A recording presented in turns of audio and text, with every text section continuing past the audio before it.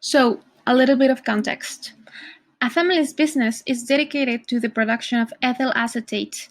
This substance has many applications since it is used as an ingredient in different commercial products, such as nail polish remover, aroma enhancer in foods and perfumes, as well as in the manufacture of paints, varnishes, solvents, inks, and glues. Ethyl acetate has been proposed as a substitute for toxic and environmentally unfriendly solvents, since it is one of the recommended solvents for synthesis and green chemistry processes. If you don't know what green chemistry is the design of chemical processes and products considering principles that protect and benefit the economy, people, and the planet by developing ways to reduce waste, conserve energy, and find replacements for hazardous substances, taking into consideration chemical toxicity, energy conservation, waste reduction, and life cycle.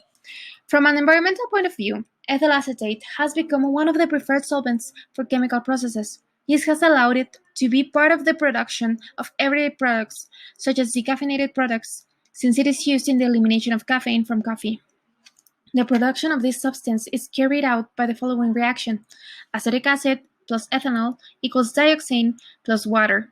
The owners of the company proposed that eliminating the amount of water produced could favor the production of ethyl acetate, but they do not know if this will work. So we gathered together to find out the best solution for this problem. Can the production of ethyl acetate be increased by the removal of water? First, we need to understand that we're working with a reversible reaction. This means that the reaction that favors the production of acetate needs to have a chemical equilibrium. The Chatter's principle will be useful to answer this question.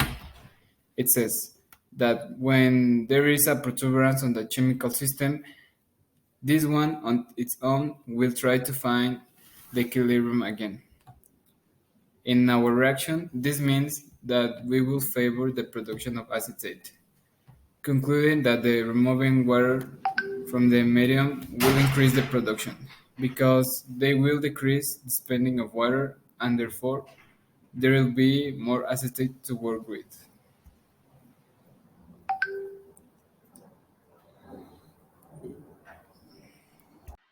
Is there another way to favor the production? Well, now that we know that there is a change in the chemical equilibrium to produce more ethyl acetate, we can work with the other protuberances in the chemical equilibrium. Once again, we'll use the Chatter's principle, but this time with a chemical dynamic movement, which quotes are: equilibrium between two systems is displaced by a temperature decrement at a constant volume towards the system that generates heat. With these concepts, we can define if we are working with an endothermic or exothermic reaction. Now, let's see at our reactants. We have that ethanol equals minus 277.30 kilojoules per mole, and the acetic acid equals minus 484.5 kilojoules per mole. Now, in our products, we have that the ethyl acetate equals minus 492.92 kilojoules per mole, and the water equals minus 285.50 kilojoules per mole. So, in order to get the energy with some products and reactants, and then we rest them. So we have that the HR equals minus 16.62 kilojoules per mole. This result means that this is an exothermic reaction because it is releasing heat outside the system. When an exothermic reaction decreases its temperature, then you favor product formation. So another way the family can increase the production of ethyl acetate is decreasing the temperature. Now, you may be wondering why a change in pressure and volume can't be viable. Because all the reactants and products in the system have the same number of moles, meaning that a change in volume and pressure won't make a difference to increase ethyl acetate production. Are the amounts of ethanol and acetic acid needed to produce ethyl acetate the same? In other words, to produce 1 ton of ethyl acetate, 1 ton of each of the reactants is required? To answer to this question, we used stoichiometric calculus.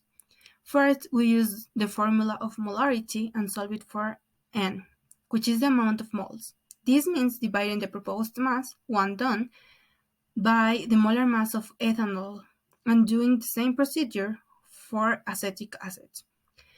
Now we need to continue with another set of operations using the relation between the stoichiometric coefficients of ethyl acetate with the ones of ethanol and acetic acid, which according to the reaction, we already know that the relation is 1 to 1 mole. In the case of 1 ton of ethanol, it produces 21,739.13 mole of ethyl acetate, and for 1 ton of acetic acid, it is produced 16,666.66 mole of ethyl acetate. With this calculus, we now know that the limiting reactant is acetic acid. Considering this limiting reactant, the produced mass of ethyl acetate is obtained by converting the moles into grams, by multiplying it by the molar mass of ethyl acetate, which equals 1,466,666.08 grams. So, returning to the initial question, we can see that more than 1 ton of ethyl acetate is produced, landing on the conclusion that if we use the same amount of reactants, it will result on the waste of them. And this is the importance of stoichiometric calculus. If the company has 500 liters of ethanol and 500 liters of acetic acid in inventory, what is the maximum amount of ethyl acetate that could be produced? Once again, we need to know which of the two reactions will be the limiting reactant. Again, we do the stoichiometric calculus, knowing there is a 1-to-1 relation. 8,576.087 of ethanol mole is equal to 1 mole ethyl acetate over 1 mole ethanol. That is equal to the initial value. Then 8,750 acetic acid mole is equal to 1 mole ethyl acetate over 1 mole ethanol. Again, is equal to the initial value. With the calculus now, we know the limiting reactant is ethanol. Now, we can determine the weight of our product, and finally with that value, we can obtain the final volume. The result of 500 liters of ethanol. Again, we made some operations. 88 grams per mole multiplies 8,576.087 of ethanol mole, and is equal to 754,695.656 grams. The volume of ethyl acetate, then, is 754,695.656 over 0.902 grams over milliliters, and that is equal to 836.7 liters. So in order for us to calculate the speed of the reaction, we have to use chemical kinetics. In this case, we have this table right here. This is an example. We have three experimental values. A and B represent molar concentration, and initial velocity is going to be equal to R. R is going to be equal to K multiplied by A elevated to the X multiplied by B elevated to the Y. And in order to use this formula correctly, we have to input our experimental values, meaning that we're going to have that R from experiment 1, it's going to be divided by R from experiment 2. So, the initial velocity from experiment 1, which is 2.2 multiplied by 10 elevated to the minus 4, it's going to be divided by 1.1 multiplied by 10 elevated to the minus 4. And we're going to also equal this to our K, A, and B, meaning that we're going to have that our A and B values from experiment 1 are going to be divided by the experiment 2 A and B values. This ends up being like K multiplied by 0.08 m elevated to the X multiplied by 0.034 elevated to the Y. It's going to be divided by K multiplied by 0.08 m elevated to the X multiplied by 0.017 elevated to the Y. And once we do the math, we're going to realize that K and A value, so 0.08 m, it's going to be eliminated, and also X is going to be eliminated. So we're going to have that 2, it's going to be equal to 2 elevated to the Y. In order for us to know the Y value, we must think, what can we elevate this number to have this equilibrium? And in this case, 2 elevated to the 1, it's gonna be, well, 2. So our y value from this experiment, it's gonna be 1. We repeat the exact same process in this case with R from experiment 1 and R from experiment 3. And we're gonna have the x value. Once we have these values, we're gonna use this other formula that it's k, it's equal to R divided by A multiplied by B. And we're gonna also input our experimental values. However, we're gonna only use one experiment that we can choose freely. In this case, we chose experiment 1, meaning that we're gonna have that initial velocity, so 2.2 multiplied by 10 elevated to the minus 4, it's gonna be divided by 0.08 m multiplied by 0.034 m. And once we do the math again, we're gonna know that k it's equal to 8.1 multiplied by 10 elevated to the minus 2. And our units are gonna be m elevated to the minus 1 multiplied by s elevated to the minus 1. And that k value, it's gonna be our speed or velocity, and that is how we know the speed of a reaction. We couldn't calculate the speed of the reaction since there is no experimental values for it. And is there any way that ethyl acetate production process can be sped up? Yes, we can use a catalyzer. A catalyzer is essentially something that speeds up the reaction. However, we cannot use all of them, and some of them are fairly expensive. 5 good options that we found could be AlCl3, which its price point is around 156 pesos. We can also use H2SO4, which is mainly used for its hydrolysis process in acidic mediums. Its price point is around 135 pesos. Zinc, that is actually fairly common and relatively cheap since it's used for hydrocarbons, and its price point is around 72 pesos. Platinum, being relatively common because of its use in nylon production, and it's around 628 pesos. And gold, it's actually fairly expensive, however, it's also the best choice. Its price point is around 400 all the way to 1200 pesos. As a proposal, we can mainly propose to use zinc, since a heavy metal such as gold or platinum. However, its price point is really different. It's actually fairly cheap, and it's easier to work with. Can you find an example of a chemical process that can be optimized in a similar way to this case? The enterprise is wondering if there are some method to optimize the whole process for the ethyl acetate production. Our team thinks that a proposal is to use chemical synthesis, a branch of organic chemistry, to build complex chemical compounds using simple chemical compounds. The application of organic chemistry favors the synthesis of biological molecules to obtain a diversity of another bunch of molecules which can be used later. The synthesis reaction that had been used correctly maximized the creation of desired molecules, although there are some key factors to secure success, such as the quality of reactants and catalyzers.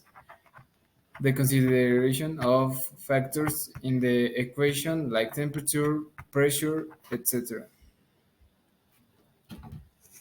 We also need to understand the reaction kinetics to know the reaction rates and therefore the performance of the product. That's why we consider it is a good idea to use chemical synthesis.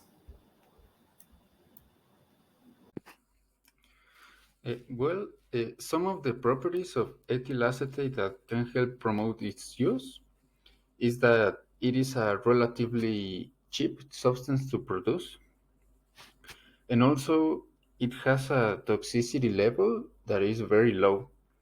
And this is why it is a safe substance to work with, because it is not corrosive and it doesn't cause cancer. Also, another fact that it is very important to take into account is that there are two ways to produce ethyl acetate. There is a chemical process and a biological process. The chemical process is way cheaper than the biological one. It is around $2 per kilogram, and the biological process costs around $8 per kilogram. But the thing is that um, the biological process to produce ethyl acetate reduces in a 98% the environmental impact. So if we can find a way to make this biological process cheaper, we will have a substance that is very useful, ideally cheap to produce, but most importantly, it will be very friendly with our environment, and that will be very important in this environmental crisis that we are in. And after all, why is chemistry important in our daily life? Chemistry is very important because it helps us to solve the problems in the world. And after all this knowledge gained during this subject, with all the different topics we saw, like the stoichiometry or chemical equilibrium, those topics will play a very important role in our future, and for me personally, because I'm studying biotechnology, and in the future I will be requested to solve problems like the problem situation, and I'm going to be able to solve, but not only to solve, I'm also going to be able to generate the best ways possible, because with the stoichiometry we learn how to maximize a product, and also with the chemical equilibrium.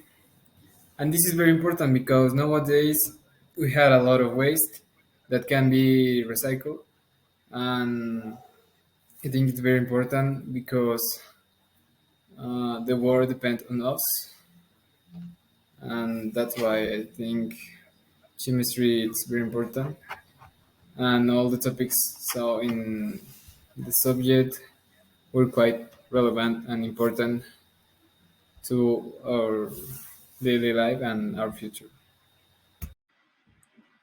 I believe that everything is chemistry. Everywhere we look, everything that is around us has something to do with a chemical reaction.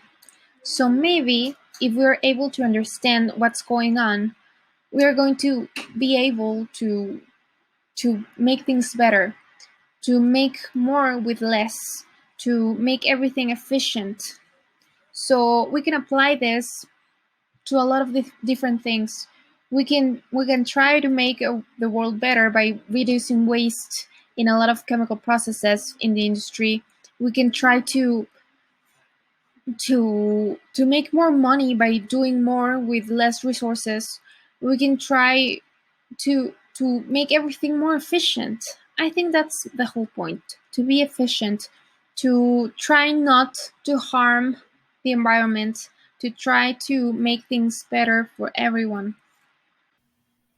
The importance of chemistry on our daily lives is that it is involved in the processes of everything that surrounds us, and it can have a positive or a negative impact depending on the control of the substances, the characteristics, and the amounts used of the chemicals. In the context of optimizing a process, chemistry is really important, mainly stoichiometry, chemical kinetics, and chemical equilibrium, because these areas of chemistry could make a process more efficient and reduce waste. It is important to produce the least amount of waste because they can cause harm to humans and contaminate the environment on different levels depending of their toxicity. With the work done, I can conclude that it was a close encounter of how will my work life will be as a biotechnological engineer, because it is important to know how to optimize chemical reactions in the industry, and their cost and benefits when you add or erase elements from the initial equation. We proved our knowledge in kinetic chemistry in order to script an answer for the challenge. it is important to study chemistry, but most importantly, to apply chemistry because chemical processes are behind everything, every product, every process, everything. Chemistry is behind everything we consume in our daily life.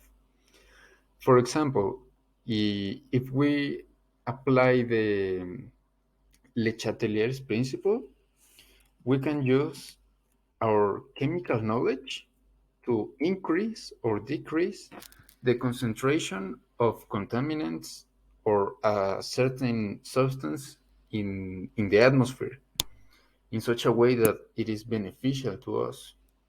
That is one example.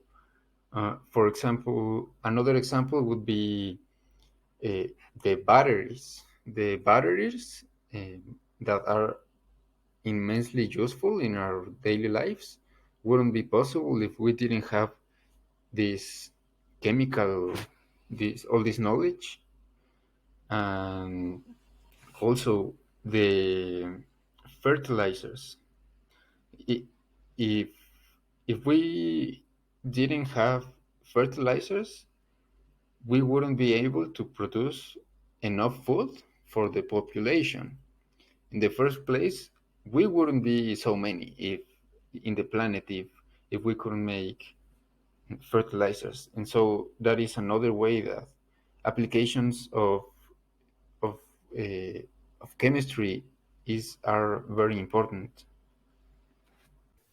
Well, I consider that this project is important since it shows how chemistry works in real life, how many things that we use or even consume involve these chemical processes, and even our body has them in order to function properly. I consider that this is going to be important in the future since my career that is biotechnology, it's going to be lots of chemistry. So in the end of the day, I think that it's going to be a mutual relationship where chemistry it's going to help us discover and develop and well use more efficiently our knowledge and our resources.